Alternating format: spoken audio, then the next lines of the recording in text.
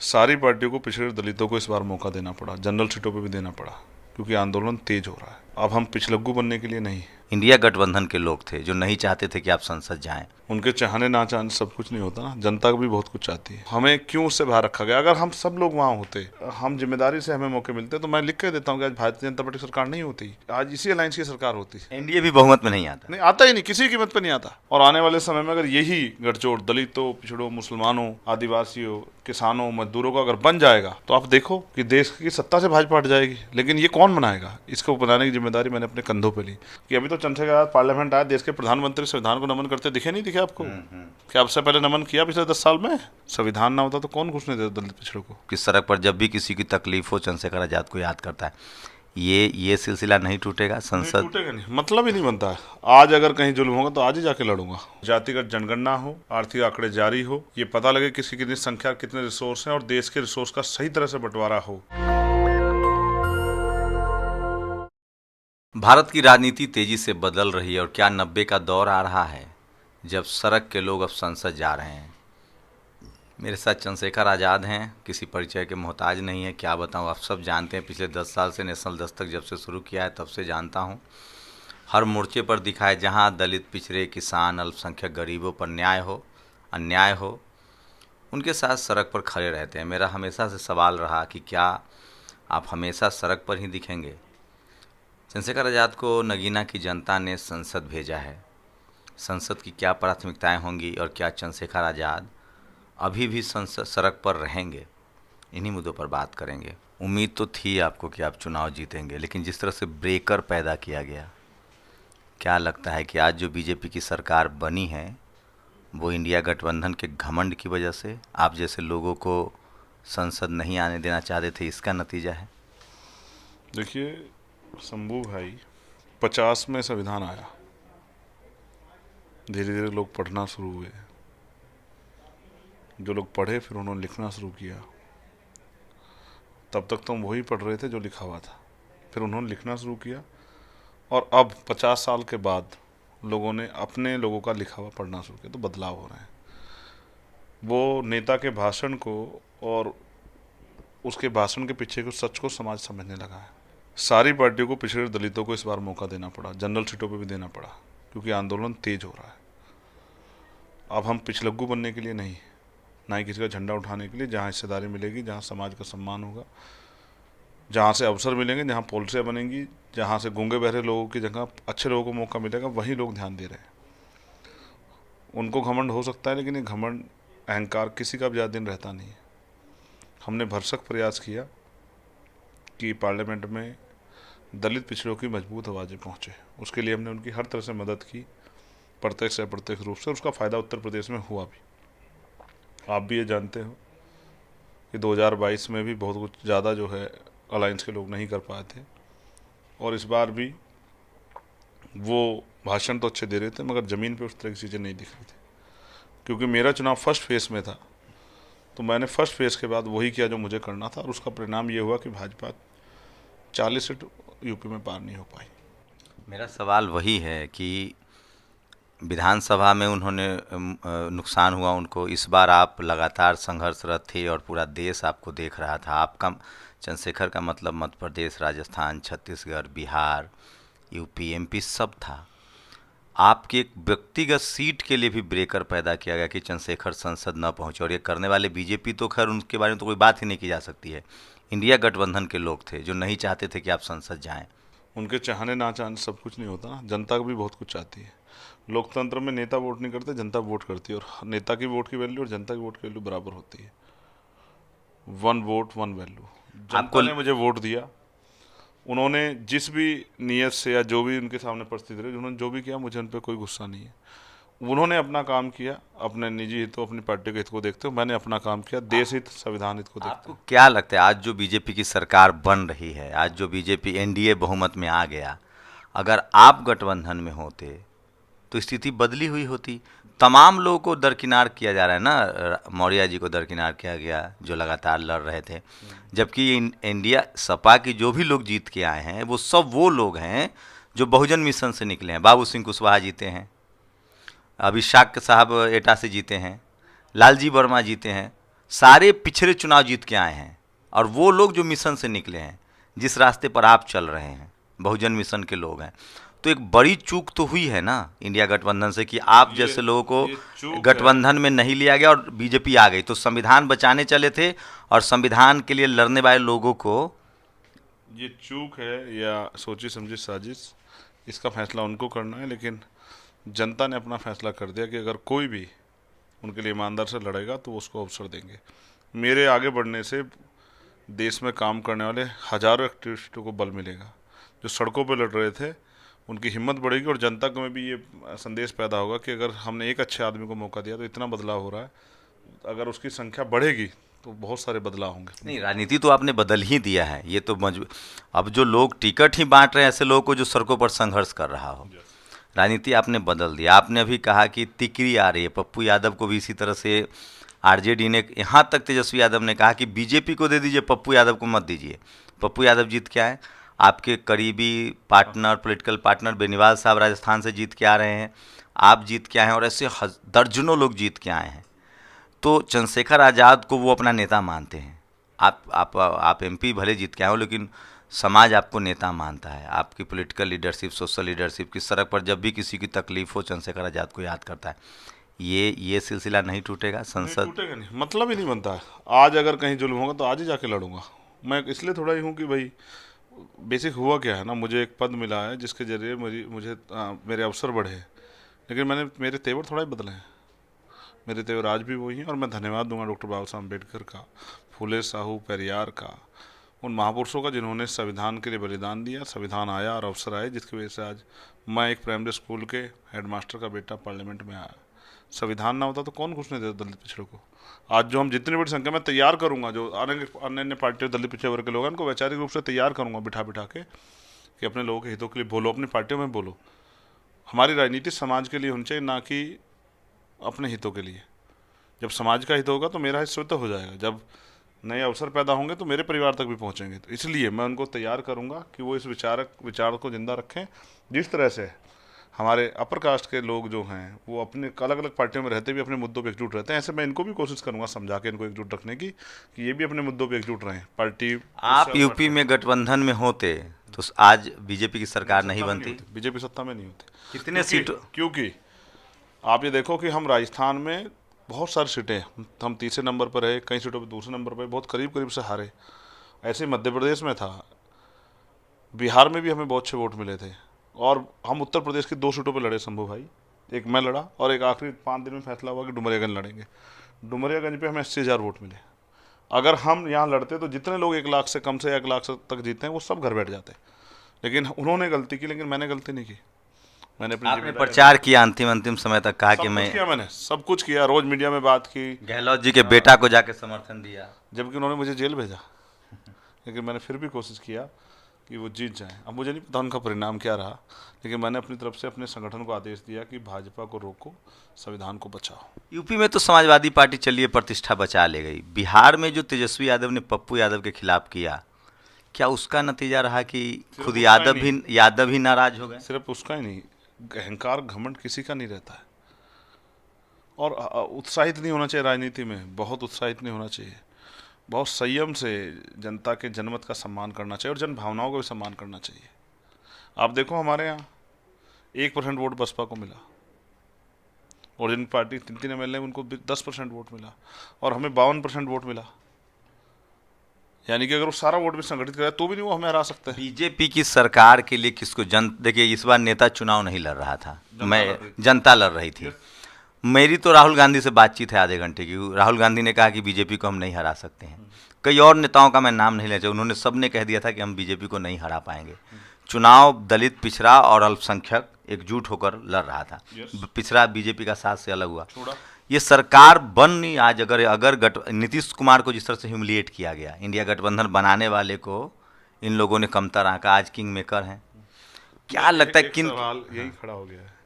आप एक ओपिनियन दीजिए कि किनकी गलती है कि आज बीजेपी आई, ताकि जनता अगली बार गलती ना करे। आम आदमी पार्टी और कांग्रेस मध्य पंजाब में अलग अलग लड़ रही थी। अगर एकजुट होकर लड़ती 13 सीटें जीत जाती। जितनी सीटें वहाँ वो सारी जीत जाती। तो आप महसूस करो, आप बंगाल में आमने सामने लड़ रहे थे, टीएमसी और कांग्रेस के लोग, मैं ये अलायंस किया था।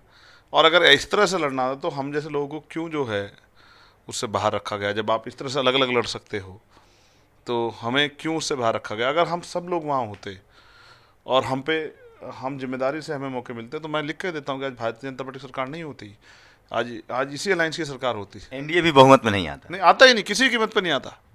और बहुत सारे लोग एनडीए के लोग छोड़ के इस अलायंस की तरफ भाग आते, क्योंकि वो भी बहुत सारे लोग वहाँ जो है वो जरूर उसमें है कि वो पावर में आ रहे हैं इसलिए। चंद्रशेखर जी, मैं आपसे ये सब सवाल इसलिए पूछ रहा हूँ, देखिए आपकी जीत के चर्चे पूरी दुनिया में हैं। जी। सवाल आगे भविष्य की राजनीति का है कि देश का जो लोग संविधान के नाम पर चुनाव लड़े, पीडीए के नाम पर चुनाव लड़े, उन लोगों ने देश की एक मजबूत आवाज़ को इग्नोर किया। उनकी कोशिश थी कि ये शख्स संसद नहीं पहुंच पाए। कुदरत हमारे साथ थी और जनता का आशीर्वाद और महापुरुषों का विचार हमारे साथ था। उसके साथ साथ जो समीकरण उत्तर प्रदेश में नगीना में बने हैं, अगर ये समीकरण पूरे उत्तर प्रदेश में चले जाएं, जो कि हम जिसके लिए हम लगेंगे। उत्तर प्रदेश या पूरा देश? नहीं, अभी मैं सिर्फ उत्तर प्रदेश के लिए आपको कुछ कह रहा हूँ। तो आप देखना उत्तर प्रदेश में भी यही हालात होंगे कि भारतीय जनता पार्टी जो है वो 20-30% वोट पर रह जाएगी और हम 50% से ज़्यादा वोट पर खड़े होंगे। और आने वाले समय में अगर यही गठजोड़ दलितों, पिछड़ों, मुसलमानों, आदिवासियों, किसानों, मजदूरों का अगर बन जाएगा तो आप देखो कि देश की सत्ता से भाजपा हट जाएगी। लेकिन ये कौन बनाएगा? इसको बनाने की जिम्मेदारी मैंने अपने कंधों पे ली। जिस दिन टाइम्स मैगजीन में मेरा नाम आया था तो यहाँ के मीडिया ने मेरा मजाक उड़ाया था। मैंने उस दिन तय कर लिया था कि ये जो जिम्मेदारी है, ये जो उम्मीद एक कायम हुई है, इसको जिम्मेदारी के तौर पे इसको रिजल्ट में बदलना है। मेरे साथियों ने, भीम आर्मी के साथियों ने, आज़ाद समाज पार्टी के नेताओं ने बहुत मदद की और वहाँ की जनता ने, महान जनता ने बहुत मदद की है। तो उन्होंने आशीर्वाद दिया और वो रिजल्ट के रूप में बदला। अब मेरी जिम्मेदारी है कि नगीना के साथ साथ पूरे देश के कमज़ोरों, हक वंचित समाज के लोगों, उनके मुद्दों को प्रमुखता से उठाऊं और हर कीमत पे उनके लड़ूं। इस बात की मैं गारंटी देता हूं, आश्वस्त करता हूं, लड़ूंगा। कर्मचारियों के लिए, किसानों के लिए, मजदूरों के लिए, महिलाओं के लिए, दलित, पिछड़े, आदिवासियों के अधिकारों के लिए, मुसलमानों के लिए जो जुल्म हो रहा है धर्म के नाम, सब के लिए लड़ूंगा। किसी को निराश नहीं करूंगा, आवाज़ बन के खड़ा रहूंगा उनकी। क्या क्या लगता है कि अब चूंकि बीजेपी की सरकार बन गई है, फिर से वही दौर 5 साल आ गया है? ये मेरे हाथ में नहीं था। मैं वही कह रहा हूँ, जिनके हाथ गलती में था कहाँ? उन्होंने, ये जिनके हाथ में, तो आप भी जानते हैं जिनके हाथ में था, उन्होंने क्यों नहीं इसको चाहा, ये तो वही जवाब दे सकते हैं। ये मेरे हाथ में नहीं था। मेरे हाथ में जो था मैंने वो किया। आप देखिए, आप एमपी बन के आए हैं, आपको 100 से ज़्यादा सांसद, जीते हुए सांसदों ने अब तक आपको बधाई दी है, beyond the party line. Her party के एमपी आपसे मिल रहे हैं, बधाई दे रहे हैं आपको। आपकी अगली रणनीति क्या होगी पूरे देश भर में? चंद्रशेखर आज़ाद की अगली रणनीति क्या बहुत होगी? जल्द जो है पीसी करके सब चीज़ों को डिस्क्लोज करेंगे। अब तो आज़ाद समाज पार्टी को मजबूत करना, आज़ाद समाज पार्टी के जरिए जो लड़ने वाले लोग हैं, स्ट्रीट फाइटर जो हमारे हैं, जो वैचारिक लोग हैं, उनको ताकत देनी है, उनको जनता के बीच ले जाना, विश्वास मांगना जनता से कि इनको मौका दो, ये लड़ेंगे। जो बिना किसी स्वार्थ के लाठी डंडे खा रहे हैं, जेल जा रहे हैं, आवाज़ उठा रहे हैं, जान की परवाह नहीं कर रहे, ऐसे नौजवानों को, ऐसे संघर्षशील लोगों को जो है पटल पे आके मौका मिले, इसके लिए अब संघर्ष करना है। उनको आज़ाद समाज पार्टी के जरिए उनको प्लेटफार्म देना है कि वो आगे बढ़े। पूरे देश में आप बहुत लोगों को नहीं जानते होंगे, क्योंकि हम लोग पत्रकार हैं तो लगातार घूमते भी रहते हैं। बहुत लोग जो देख रहे थे, नज़र थी उनकी कि चंद्रशेखर आज़ाद जीतेंगे तो एक नया रास्ता खुलेगा, उनको हौसला मिल रहा है, हिम्मत मिल रहा है। पूरे देश में, दुनिया भर में खुशियाँ मनाई गई आपके जीत की। क्या मैसेज देंगे उन लोगों को जो शोषित हैं, वंचित हैं, और ख़ासकर हमारे बहुजन समाज के नेता सुरक्षित रहते हैं, मेन मार पड़ रहा है उनके नौकरी पेशा लोगों पर, मजदूरों पर, जातिवाद के शिकार हो रहे हैं, मजदूर भाइयों को, और खासकर जो दलित, पिछड़े, ब्यूरोक्रेट्स हैं, अधिकारी हैं, कर्मचारी हैं, किसान भाइयों को और वंचित वर्ग के हर शख्स को, साथ साथ ब्यूरोक्रेसी में जो दलित, पिछड़े कर्मचारी हैं, आदिवासी कर्मचारी, उनको भी ये विश्वास दिलाता हूँ, उनके हकों के लिए हम लड़ेंगे। मैं बहुत जल्द प्रमोशन इन रिजर्वेशन SC ST OBC को मिले, उसके लिए भी संघर्ष करूंगा। उसके साथ साथ सिर्फ संघर्ष ही नहीं, पूरा प्रयास करूंगा कि वो रोस्टर पुनः लागू हो और जातिगत जनगणना हो, आर्थिक आंकड़े जारी हो, ये पता लगे किसकी कितनी संख्या, कितने रिसोर्स हैं और देश के रिसोर्स का सही तरह से बंटवारा हो। साथ साथ जो पॉलिसी आती है उन पॉलिसी का लाभ पात्र लोगों को मिले और नए अवसर पैदा हों। लेकिन मैं ये भी चाहता हूँ कॉन्स्टिट्यूशन के जो मूल्य हैं उनको लोग समझे, इसलिए कॉन्स्टिट्यूशन को हमें एजुकेशन सिस्टम का हिस्सा बनाना चाहिए। स्कूलों में, कॉलेजों में कॉन्स्टिट्यूशन पढ़ाना जाना चाहिए। लोगों को उनके अधिकार और उनके कर्तव्य पता लगने चाहिए और समता, समानता, बंधुत्व, भाईचारे का जिनको हम बेगमपुरा राज के तौर पर कहते हैं कि ऐसा चाहूँ राज में जहाँ मिले सब अन्न और छोटे बड़े सब संबसे रविदास रहे प्रसन्न, ऐसा राज आना चाहिए। उसके लिए भी हम लोग संकल्पित हैं। उन सबको अब मैं चिंतन के लिए निकलूंगा पूरे उत्तर प्रदेश में और देश में, अपने कर्मचारियों से बैठकें करूंगा, उनको कहूंगा कि वो अपना मनोबल ना गिराएं। एक आंदोलन कमज़ोर हुआ, दूसरा तैयार हो गया है, अब वो मदद करें और इस आंदोलन को ताकत दें, जिससे महापुरुषों का, बाबा साहब अम्बेडकर मान्यवर काशीराम साहब का सपना पूरा हो। इस देश में हक वंचित समाज का राज आए, लोगों को बुनियादी सुविधा मिले और गैर बराबरी पे लगाम लगे। चंद्रशेखर जी, इस बार विपक्ष के पास कोई मुद्दा नहीं था, वो संविधान हाथ में लिए हुए थे। आरक्षण, जाति जनगणना उनका मुद्दा था, जिस पर आपकी राजनीति टिकी है, जिस पर आपने 10 साल से, आप जब से मैं देख रहा हूँ आप काम कर रहे हैं। अब यही प्राइमरी मुद्दा था विपक्ष का और इसी पर जनता वोट दे के आई। दलित, पिछड़ा, अल्पसंख्यक तीनों ने संविधान बचाने के लिए, जाति जनगणना, तो जिसकी लड़ाई आप सड़कों पर लड़ रहे थे उसका तो लोगों ने चुनाव में तो मुद्दा बनाया।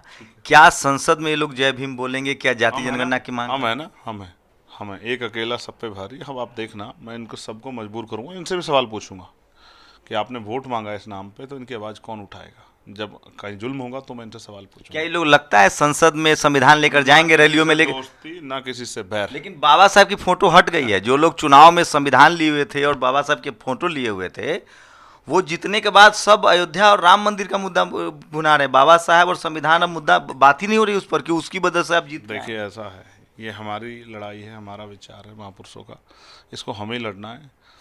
अब विकल्प नहीं था तो मजबूरी में इन पार्टी को वोट देना पड़ा। अब जब आज़ाद समाज पार्टी विकल्प के रूम में होगी तो कोई इनको वोट नहीं देने वाला। आप मेरी बात को याद रखना।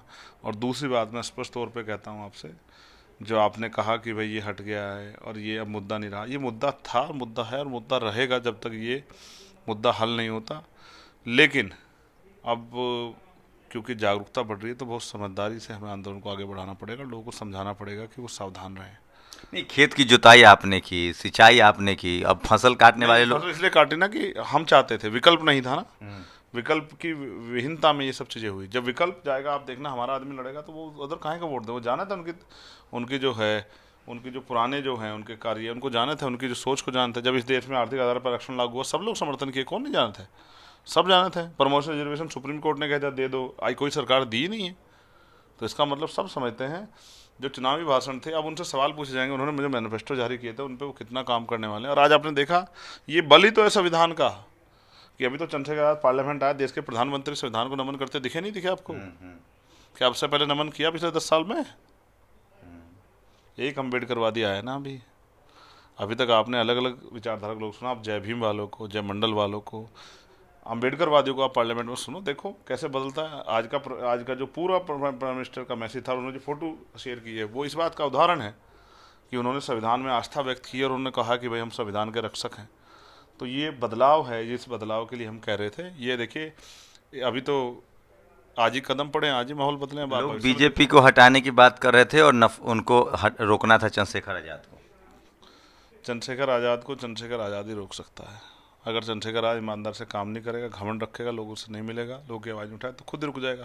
कोलोजियम सिस्टम, जाति जनगणना, रिजर्वेशन में प्रमोशन में रिजर्वेशन, ये सारे मुद्दे हैं जो लोग संसद में नहीं उठाते हैं और वो आपका कोर मुद्दा रहा है। देखिए ना, आप देखिए, हम जब बोलेंगे तब मुद्दों बोलेंगे, हम धर्म पे नहीं बोलेंगे। हम नौजवानों के लिए रोजगार पे, महंगाई पे, प्रमोशन रिजर्वेशन पे, क्लोजम सिस्टम पे, सामाजिक न्याय समिति की रिपोर्ट पे, आरक्षण पे, जातिगत जनगणना पे। आपको पता है सबसे ज़्यादा चंद्रशेखर आजाद रिजल्ट के बाद सर्च किए गए? नहीं, मैं अपने काम में लगा हूँ, मुझे कुछ फॉर्मेलिटी पूरी करनी है। आज हम दिल्ली में हैं। सबसे ज़्यादा सर्च किया गया है चंद्रशेखर आजाद, आपकी जीत के बाद लोगों ने सर्च किया आपके बारे में। तो वो चाहते थे बहुत दिनों से कि कोई अम्बेडकरवादी आए। अब उनको लगता है कि काशीराम साहब के बाद, बहन जी के बाद कोई अम्बेडकरवादी पार्लियामेंट में आया। उनको इस बात की खुशी है। मैं उनकी खुशी को दुगनी बढ़ा दूंगा। आगे आगे जब मैं काम करूँ, उनको उत्साह बढ़ेगा। आज मुझे इस बात की खुशी है कि लोगों ने संघर्ष को जो है रूप दिया है, मैं उसको और मजबूत करूँगा। बीजेपी के खिलाफ आप लड़े हैं हमेशा से, उन्हीं की सरकार में 10 साल यूपी में और केंद्र में। तो कई लोग कह रहे हैं कि अब हो सकता है चंद्रशेखर उस तरफ चले जाएं, इस तरह की भी अफवाहें फैलाई जा रही है। अब आप जानते हैं, अफवाही फैला के तो मुझे लंबे समय तक रोका गया। अगर मैं पहले से मुझे अवसर मिले होते तब तक तो देश में जो है संविधान विरोधी ताकतें जमींदज हो जाती।